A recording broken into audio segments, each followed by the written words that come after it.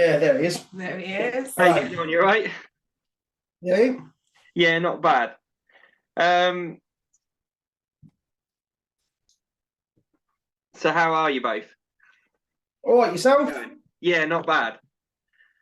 Right, now we've got these speakers not working. Sorry? All right, now the speakers are not working. We've got a right mare. So I'm just going to ask you a few questions. It's just really a testimonial to see how you're getting on and how we got on and like the journey we've been on really from start to where we are now. So what gave you the courage to take the plunge into doing a self-build with me? The main thing which gave us the courage, because we spent a while wanting to do it, Yeah. was more on the basis, being our first new build, we wanted an input of someone who already done new builds. Yeah. So we'd been and actually seen a few houses that you'd built, one you're currently building at the time. And we basically looked and thought, well, if you can do it, we can do it, but we didn't know how to do it. But it looked, looking at what you was doing, with a bit of help, it looked like we could also do the same. Yeah. And the opportunity was there. You was willing to have your input with us. We basically took it from there, didn't we? Yeah, we just needed the extra support. We needed the extra support. And after seeing you done numerous houses at the time, we looked to feel you basically knew the knowledge that we didn't have. So, yeah, contacted yourself and yeah. Cool. Yeah, that's when we've done with it. So how long had you thought about doing one before you actually believed it could be achieved and you think, right, let's make that first move? How long did you think that? We hummed and hawed about it for a few years, hadn't we? Yeah. We'd hummed and hawed for a few years, but as far as it was like one of them pipeline dreams that you always want to do. I think we always wanted to do. It was either that or doing a refurb, which we had more confident on doing a refurb. Yeah. But we wanted to do the new build, but we just didn't know where to go or how to go about it, did we? No, doing a new build, you don't just turn up and build a house. We never knew how to get the ball rolling. Like you knew how to build a house, that was fine, didn't it? Like we knew how to do the actual manual work, but it was the actual paperwork and going from having a piece of land to getting planning, to getting everything in place for us to actually start the build, which we didn't have the confidence to do. So we were always toying between the two. And then obviously when we came to you and you gave us the support we need, that's when we could feel that we could actually take that jump and do what we actually really wanted to do and not do the second best thing, which was going to be a refurb. Yeah. And because so it was more of the technical stages at the start, which was like stopping you, I suppose, because obviously 100%. Yeah, so because obviously Chop, you're a builder, aren't you? So you've done extensions, refurbs and all that sort of thing. So this was he's even done new builds, but he's done new builds for customers where they've done the paperwork side of things, and we've just got and started when everything was already in place. Yeah, I've just turned up and lay a brick. Yeah, exactly. Same as if you've done a refurb, the house is there, you buy it and you want.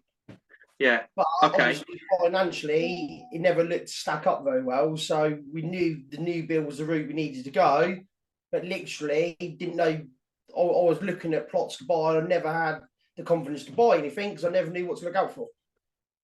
Cool. So we've done one together as a partnership, and we've done the whole thing now, or we've done two. Yeah, it was a development of two. Yeah, so we've done it from start to finish. So take yourself back to the very beginning of the process. What was the most stressful point out of the whole lot? Well, we've got different views, haven't we? Yeah. Do you want to go first? There you go.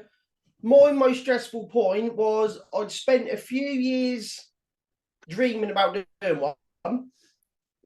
Yeah. But it's always, especially with someone who's about to do the first one, like it was my first one at the time. Yeah. When you have your little pot of money and you've worked hard to earn that pot of money, and you have that backing of money behind you, you sort of feel, am I doing the right thing doing it? Yeah. So it didn't happen overnight. the planning issue, getting the planning, the building regs, drawings, even getting drawings done before they went into planning, that takes several weeks to do. So the hardest thing for me to get it over the line was sitting on my own in an evening with a pot of money, knowing that I could pull out of it and still have a pot of money. And it was my biggest stress was before anything was happening, having the confidence to see it through. Yeah.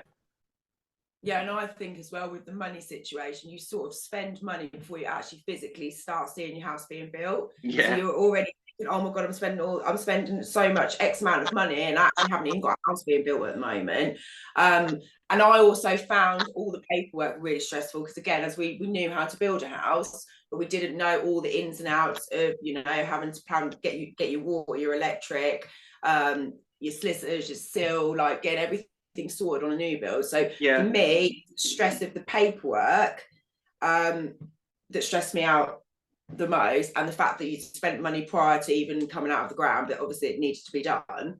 So getting your round, you have to spend money before you actually move on building. I think touching on that basis, you have to rely on the figures. Yeah. If you have allowed, you've allowed to pay your architect, you're allowed to pay for your planning fees, your building regs drawings, you've allowed X amount of things before you actually start building. If them figures are in your costings, which they will be, because you advised this and we spoke about that, then it's okay. Because when you get to the end of your house and your house is built, you haven't spent that extra money because it was already allowed for. You just have to trust it's allowed for, and it's okay to spend the money while starting the project up. Yeah, it's the things behind this. Like when you do an extension, they don't think you've done much when you've actually you've got to do the groundworks properly for the rest of it to go smoothly. And you start putting bricks and the customer's like, wow, you've done so much, but actually so much work's gone into it prior to that, which you don't. So it's a physical. It's the starting up is the hardest bit. Like mentally, so even though now I've finished the project, I look back and it weren't. But mentally, especially for a first timer, it does seem hard because you're spending money before you actually build. And it don't matter. I think for us, sorry, go on. And I think for us as well, it's having that support of being able to talk. Like we came to you and said, like, this is going on. If there's a problem, we've got someone to share it with. Where if we were on our own, doing it for the first time, it would have just been us like, oh my God, what do? We don't know, because everything has problems at certain points of any build. So it's also was nice to have you there at any point, and I could ring you whether it was the middle of the night to say, Ben, like I'm worried about this or I need this. It was nice to have that support there to share that with somebody that had been there, done it, and knew basically what they were talking about. Yeah, do you agree? 100%. I think it'd be very easy if you didn't have support and you still tried to do it on your own. I think it'd be very easy to put planning onto a piece of land and then still just try and set up a planning on it and not quite having the confidence to carry on. Yeah. Like you see plots for sale with planning on. Yeah. I feel like you could easily get to that stage. You think, oh, I can make myself another £10,000. I think it's because people will spend a lot of money getting to that point and then they freak out because that's we're going back to what I said. You've spent so much money and then you're like, oh my God, I've spent this already. But that's getting the foundations right. Not actually in the building foundations, but getting everything in place so then you can just go straight ahead with it. And I think that's why a lot of people freak out. Yeah. Totally right. I totally agree with that.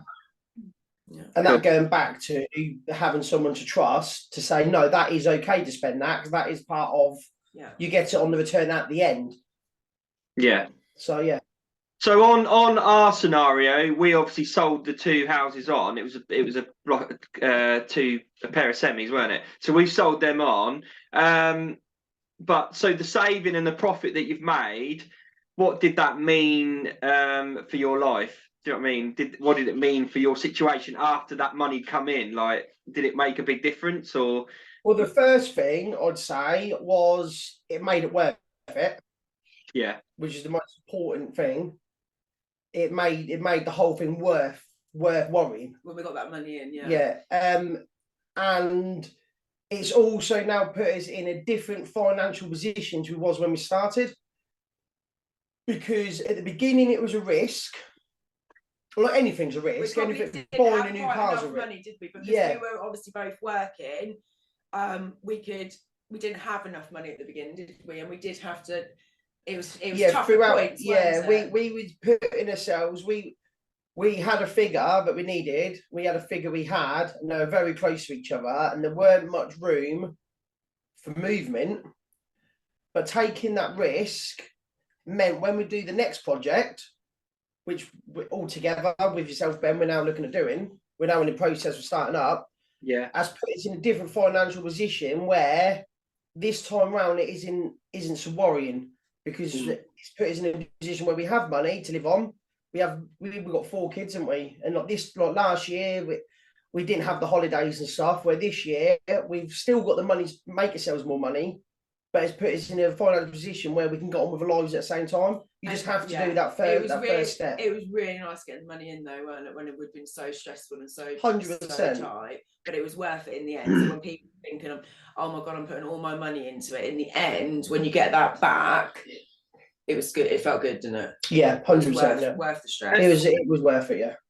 Good. And did it help going through the process, having the schedules and like the breakdown of your costing, so you know what's coming out per month, or like average thereabouts coming out per month, and then like your breakdown of the land, the build cost, and all of that? Did that help with your stress and worry of the money side of things? Definitely. Yeah. Definitely. Because you also with building, some things do come up where you haven't allowed for it, in a sense that you might allow for a slab, most cheapest slab, where you can see of what you're spending and what you should have spent. So at this stage, you should have roughly spent, say, £10,000. If you've only spent £8,000, that gives you more money to spend in another area. Yeah. So instead of building a house blinded and saying, oh, we'll buy some nicer slabs, there's only another £1,000, or we'll buy, I don't know, we'll buy a nicer fence panel. We need like 40 of them. Well, that's another 800 quid. Instead of doing it blind, if you can afford it and if you have extra money, or if you've got to find extra money. Yeah. Also, the bill's set in stone, is it? So you can adjust the build as you're going. Yeah. Yeah. So and on that basis of what he helped us with, and he gave us at the beginning with the structure of how much, whether you've got to find extra money to upgrade something, or whether you've actually got in the pot money you've saved somewhere, so you spend somewhere else. It does help, 100% helps. You've got to have a schedule to work to know where you are and what you're spending. Yeah. Don't you? Yeah. So do you both feel you could have done it alone without my input? No. I 100% wouldn't have had the confidence to do it at all without you. Even though I'm a builder, going to someone's house and doing a garage conversion or an extension is a total different. It's not necessarily the building. For other people who's not a builder, it will be the building. Yeah. But there's a lot more involved. Even though I knew there was a lot involved, that's the whole reason why I didn't want to tackle it on my own. Yeah. There was still more involved than that. And I think that, considering you are a builder, we still found it really helpful to have Ben on side with us. That's why I definitely think it would benefit someone who's actually got no idea whatsoever. At least you had a little bit of insight to what was going on, like you knew about the building and the costing of materials. Yeah, and stuff, I had a lot more knowledge what a lot of people have, and I still would have needed you to have done it. And if anything, just call for the support, weren't it? Yeah, 100%. Yeah. And just guiding us in the right direction. And if we were stuck on something, you were just there for us to talk to. Yeah, and I feel like in a way, Millie's learned, like we're now into the second one. We don't own the land yet, but we're now doing all the bits like what Millie's doing now to get for the preparation of getting the plot and start building. You've come on so well, and it's amazing for me to see, because you've gone from knowing, I know Chopping's a builder, but you kind of knew nothing in a way, to now like you know. I mean, this one, I haven't really. I mean, we've had a meeting, maybe 2 10-minute meetings about stuff, and you've kind of done. I think there was one thing that we missed, which was my fault because I didn't tell you. So, you know, you're doing your own little spreadsheets now. You know what you're doing. You know where you're going. You know what needs to be done. I also think on the last one, you gave me. We had a plan of action. Yeah. So I now have my plan of action. So when I go on to that plan of action, I know exactly what you're talking about. Where before it would say, I don't know, sort the sill out, and I'd be like, what even is that? Do you know what I mean? And now I've got more knowledge, and I'm finding this. So to this point now, where we were on the first ones, I'm a lot less stressed just because of the knowledge that I've learned from the first build to this build. I actually feel like I know a bit more what I'm doing. So then just come to you for the extra support when needed. The difference is last time it was, Ben, what do we do next? Yeah. This time it's, Ben, we've done this, is that right? Yeah. You've learned enough off the first one. We're not still in the position where we need help, but you don't just do it for us, you teach you how to do it. That's the difference. It's not like, oh, Ben, there's some money, can you build us a house? It's, there's some money, can you help us? You're helping us, we're doing it as a partnership. Yeah. So you are teaching more than doing.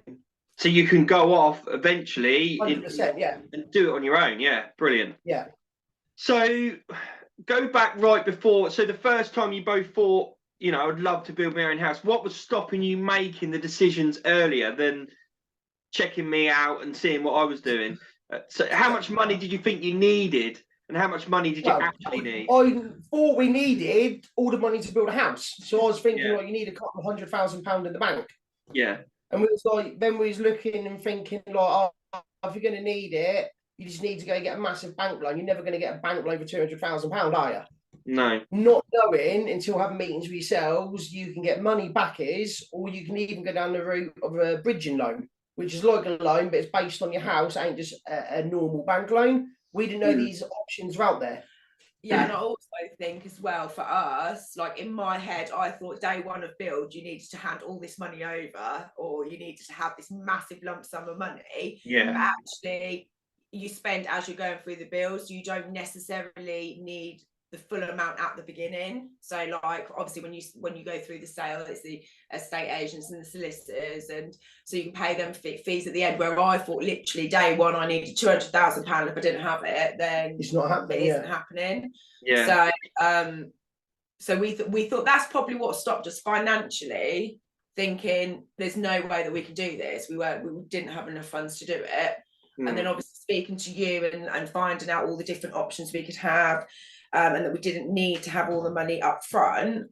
I think then that's what made us do the. I mean, there was even stuff on the costings, the spreadsheet at the beginning. Some of them last things, some of that money weren't even spent until after the house was gone. Yeah. Like the solicitor fees and that. You don't need, financially, it wasn't as much of a burden as what I was expecting. Nowhere near as much. No. It was stressful because obviously for anyone doing, even your first one, you was probably stressed. Yeah. But once you've been through that process, I think it's the not knowing. The not knowing. Everyone likes the devil of the no, don't they? Like it's easy to stay in your comfort zone, but realistically, that's not what gets you moving forward.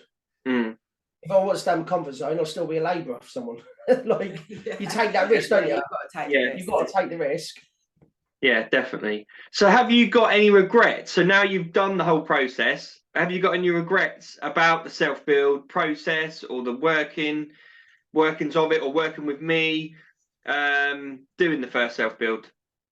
You know, if I'm all honest, the regret that I have, and it sounds really cheesy, like I'm doing it for an advert or something, but I wish I'd just done it when I first thought of it. When I first wanted to do it. Yeah. Because I weren't no better off waiting a few years. Yeah. All I am is a few years later in my life, which means I'll be a few years later retiring. Like the only regret I'd have had is I wished I'd approached you and we'd done it sooner, really. Yeah. I know that sounds corny, but that is the realistic of it. And my only regrets, I looked at it as a whole, and you need to look at it in bite-sized pieces. I got far too stressed at the beginning than I needed to be, because I was looking at it as a whole, where if I just put it into bite-sized pieces, which is what the spreadsheet is, and which is what the spreadsheet is, and which is the list I've got, and you just look at each stage as it's going. Don't look at the whole thing, because that's when I think it becomes daunting and people are like, actually, let's not do it, it's too much. So for me on this one, I'm taking it in just small stages and not worrying about the stuff that's got to be done further down the line. You have to trust the process. Yeah. It is trust the process, really, isn't it? Yeah. Which is easy when you're on your second one because you've already done the process. When you're on your first one, you don't know the process, so you're looking at the process and going, "Oh my god, it's massive." Well, you was worried about the kitchen, weren't you? We hadn't done the footings and stuff like that, and you do learn. For anyone who would want to watch this video, you do just, it is all doable if you break it down. And he might be a builder, but I was actually a beautician before I decided to give that up and come and take the leap to do this. So it's not like from that background. So anybody can do it. You haven't got to be a builder. You haven't got to, you know, if you've got that support and that trust in somebody. And it is a massive leap when you do it, but I do 100% think it pays off. Yeah. We didn't look back, have we? No. Which brings me on to the next question. So what changes are you implementing on this one that we've started now? So our current self-build that we didn't perhaps implement on the first one that we've done together. So is there anything that you've done and thought, oh, I'm gonna preempt that and do this before this happens or anything like that? For me, it's been just being more organised and knowing what I'm doing and keeping track of what I'm doing and keeping notes and keeping spreadsheets and keeping up to date, because the worst thing is trying to find a quote and you're not organised, or, you know, just keep everything saved, filed. Organisation is the key. On you can't wing it, especially the first half of the project, it was very much like, we've had that email, that's fine, I've had it, that's in place. But to keep that email into a folder or print it out and put it in a drawer. Well, yeah, I remember Ben saying to me, "Where's this?" And I'll be flipping through all my paperwork, like hundreds of pages of paper, where now I've got all little sticker notes saying which piece of paper is which, so I can just now go pull that out. So I definitely think organisation was the other thing, especially we're now 2 months into this project, 3 months in, we're on the verge of starting to build, aren't we? Yeah. The difference on this one is, and advice for anyone out there is that try and stick with working hours. If you're sitting there at 11 o'clock at night worrying about something, not worrying, but if you're thinking, oh, I need to print that out, that's fine. Take a note of it and do it the following morning. Because on the first project, we were sitting there at midnight thinking, oh, we better just go check this, go check that. There's nothing to stop you doing it in the morning. No one's going to ring you up at midnight and go, oh, what's the measurement for that window? And I do think that's the thing, like, it takes time. Like, we were really frustrated at how long some things take, especially on this build with like the planning and stuff. And like, you know, we were really stressed out with how long things take. And unfortunately, they don't happen overnight, and you've just got to go through that process and not expect like you're buying a piece of land, you're getting planned, and you're going to build within a week. Yeah, it does take time. So don't overcook it. Don't sit there at midnight trying to do something. It can be done in the morning. Yeah. If not, it can get on top of you. Not didn't get on top of us, but the first time we're a lot more relaxed now. Obviously, we're more relaxed because it's the second build. But and I think also, like, you do make mistakes. Like, that's something I had to learn as well. I made mistakes because I was learning, and you were there to back me up and support me through the mistakes that I made. So that's why I think it's good having that somebody there, because we all make mistakes. Like, I didn't know how everything was done. Oh yeah, yeah. And it can be daunting when you've made a mistake and you think, oh my god, this is going to cost me thousands, and you've got no one to go to. And going on to that, which I'm presuming, Ben, if anyone watching this at a later date, a future client, biggest thing, I'm presuming you tell them anyway, is to have everything on email. If you have a conversation with someone, being a builder, or have my little team around me doing extensions, I'd be in and out in 12 or 14 weeks. So you sort of remember everything that's going on. I've noticed with a new build, because it's on a longer time scale, it all runs smoother. If you have a conversation with someone, at the end of that conversation, say, can you ping that over on email, please? Yeah. Because 3 months, you might be pricing for your roof. You might be getting a quote coming for your roof while you're doing your bloody brickworks in the footings. And I'll remember that. And it's stress on your mind to remember it. So everything you do, just sat in a conversation, I'll ping that over to you on email, or can you ping it to me? Yeah. that to me is the massive because you always got that access to that. And what I liked as well was also the costings that you did with us. if it updating, you were constantly on that and updating it, so we always knew where we stand. If we changed our mind, or we wanted something different, or something was more expensive, or something was cheaper, we were constantly changing the workings out, so we all knew where we were at each point of the build. So it wasn't like, well, this is what we'd done in the beginning. We'd all worked together and we knew where we were. For example, we halfway through the build updated the spreadsheet, because we'd done this after COVID, which was when everything was coming up in price. Everything, whether it was while you was buying, or a box of screws, or a car, everything. Everyone knows everything went up. Yeah. So we knew the house was getting valued. We valued that 12 months before, when we was first looking to buy on the land. When we was actually inside and watertight, the house valuation you redone, you advised to be redone, come out more money. But we was like, on that basis, if we pay more money, they want a higher spec. So we then refigured the spreadsheet, and we put more money into the bathroom suites and more money into the kitchen, didn't we? Yeah. Because the sale price was the demand for houses was higher. Yeah. So yeah. So going to, if someone else is thinking, oh, I'm gonna contact Ben, do a house, just because that spreadsheet says X amount at the beginning, if for any reason, I don't know, someone breaks into your house and nicks everything, and all of a sudden you need to replace £20,000, you can change the spreadsheet and go, well, I'll save on my kitchen, I'll save on my sanitary ware. You can spend less, or vice versa. If you want to get your house into higher market, like we did, you can say, right, I've got a bit of extra money coming in the last few months, I've done overtime, I want to spend some more money on areas of the garden or whatever, and you can rejigged us. I think twice we done the spreadsheet a couple of times throughout the project, didn't we? Yeah. We weren't set in stone. That was a guideline. But again, that was a learning curve for us, because obviously we'd sold one house and they'd paid extra to have a nicer kitchen and that put in, hadn't they? Yeah, they did. Yeah. And obviously they pulled out, so we then got it revalued and it was worth more money. So we then realised that actually putting in nicer stuff, you're opening your market up a bit more, because obviously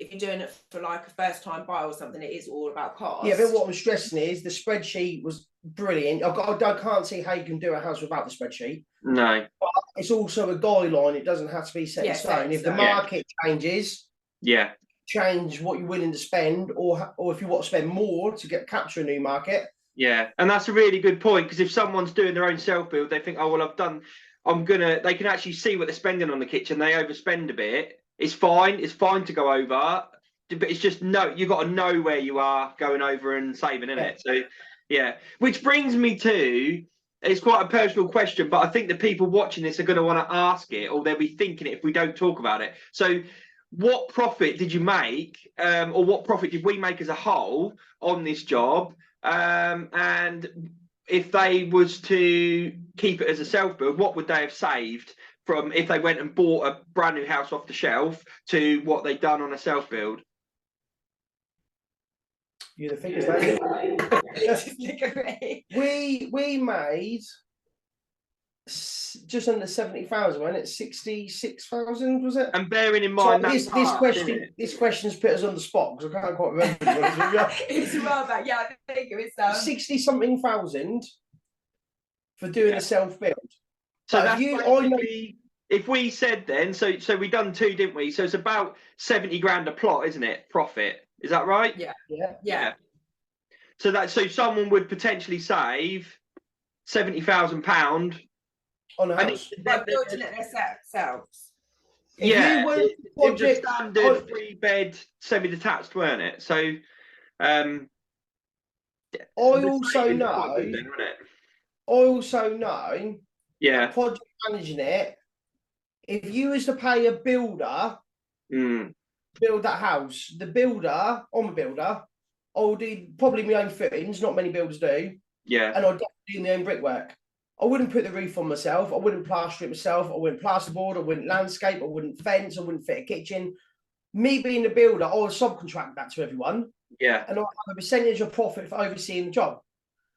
So what I'm saying is, if someone has some money, it definitely pays to pay you a fee to learn to project manage it, because all you're going to do is pay a builder who's going to make money, which is right, that's what he does as a living. You're paying a builder to make money on paying someone to do a job that you could have paid to do. So that's where the saving comes in. Also, not only that, if you pay a builder to do it, you're not going to learn. No, it's just what I was just to say. You can't do it again. Whereas you can go off now and do this on your own. Yeah. That's worth money, isn't it? You know. 100%. Yeah. I would rather learn what I'm doing than pay somebody and have no idea what's going on. Yeah. And ultimately, learning to project manage it, yes, you're working on it, but people have got to remember you don't need to be a builder to project manage, because you're not actually physically building the house yourself. No. You're paying the right trades to do all the hard work. You just actually need to know the process. You don't need to learn how to build a house. You need to learn how to get the right people in. Yeah. And you're saving a lot of money. I think that's where Ben will 100% come in, because the amount of times we've had somebody that we've done work, haven't we, and they've wanted to run it themselves but actually have no idea about running it themselves, and it ends up costing them more money because they haven't got that support in place. And it needs to roll for you to be able to make money. You can't be just, you know, someone's turning up and this bit's not ready and that bit's not ready. So where you've got that support of you being there, you can be like, right, we're on this stage now, we need to get this done, we need to get that done. So I think, that's the difference between you doing a self-build on your own, you've got no clue, it will end up costing you more money by doing it and winging it than if you actually paid for someone to support you and also learning what you're meant to be doing if you want to do it again. What you're saying is you're paying someone. Basically, the fee that you're paying someone like yourself to help project manage is definitely going to be cheaper than project managing yourself if you haven't got an idea.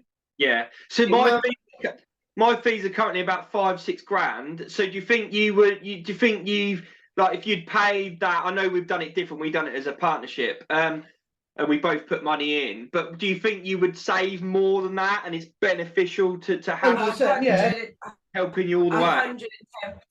110%. If I do refurbs or extensions at customers and they've tried to project manage parts of it themselves and they haven't got a clue, I know for the fact that it will cost them. I've had discussions with numerous customers. They've gone, well, it's gone well over budget. Where? And I've explained to them, well, that weren't right.